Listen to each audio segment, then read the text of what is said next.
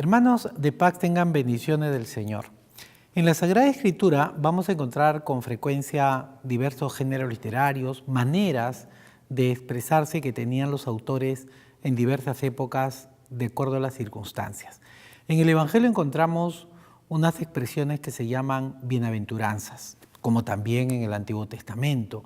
Son muchas las bienaventuranzas que los griegos llamaron macarismos, es decir, felicidades, eran, diríamos, exclamaciones, pero de gozo, que con el paso del tiempo pues se ha querido enmarcar en lo que es el Sermón de la Montaña, según la versión de San Mateo en el capítulo 5. Y Lucas en el capítulo 6 nos trae 4 bienaventuranzas.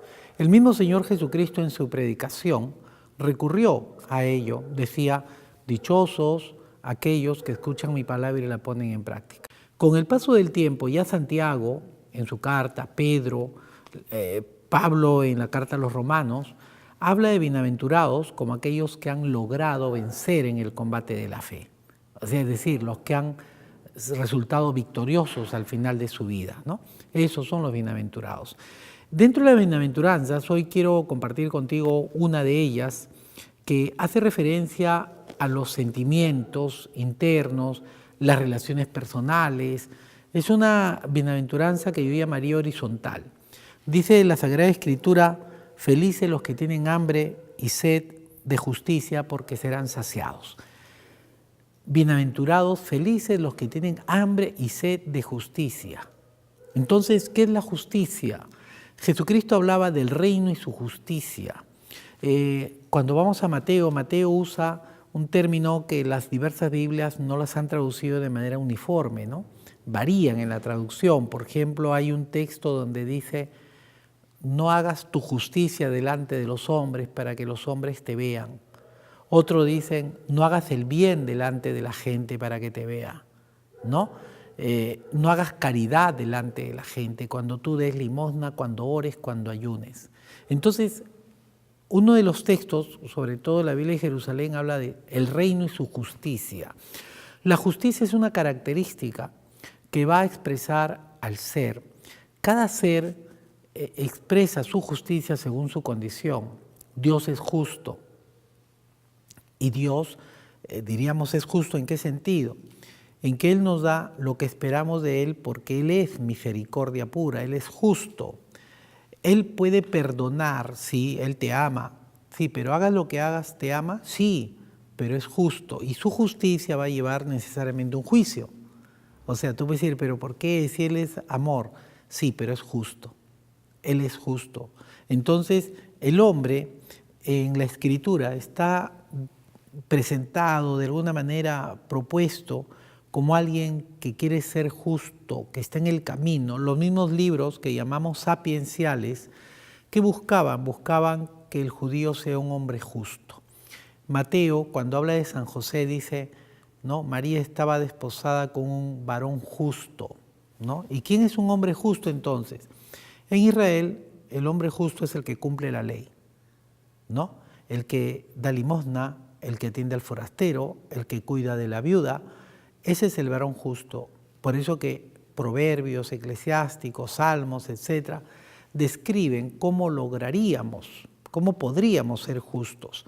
Entonces, la justicia es algo importante y fundamental. Dentro de la misión de la Iglesia, cuando Cristo dice, vayan y enséñenles todo lo que yo les he enseñado, ¿no? En Mateo 28, ¿no?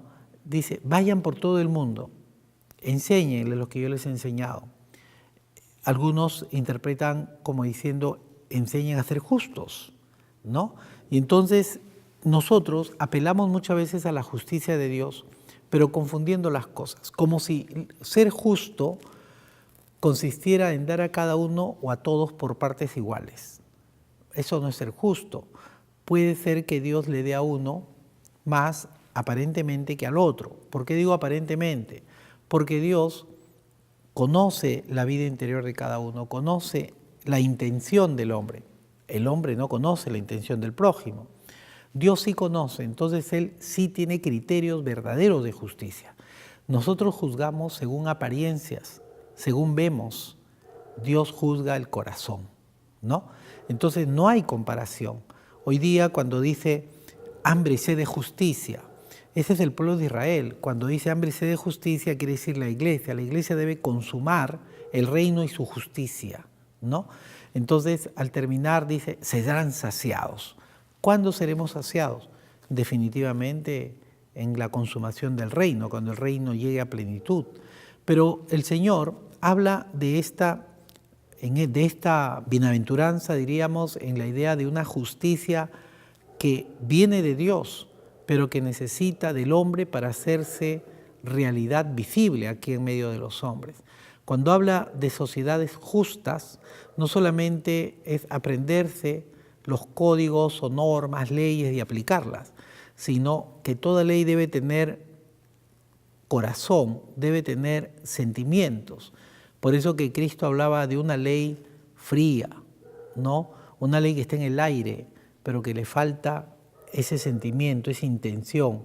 Es lo que llamamos la intención del legislador. ¿Qué quiere el legislador cuando propone esto? ¿Qué quiso Dios cuando te dijo, no, honra a padre y madre, por ejemplo, ¿no? Entonces, para terminar, esta bienaventuranza que propone Mateo, dice, bienaventurados los que tienen hambre y sed de justicia. Nosotros debemos vivir con esa hambre, con esa sed, permanentemente. Nunca podríamos decir, ya, se logró. No, estamos en camino. Y mientras estamos en camino, iglesia peregrina, debemos buscar que la justicia de Dios se haga realidad entre los hombres.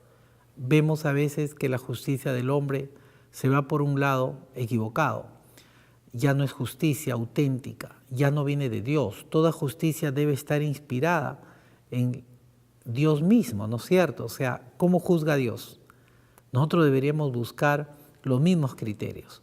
Hoy día nos deberíamos preguntar al terminar si los juicios que yo hago son temerarios, buscan dañar. Cristo dice, no juzgues si no serás juzgado. Sí, pero podemos tener una opinión, podemos juzgar los hechos, los acontecimientos. No juzguemos a las personas, busquemos la justicia de Dios en todo.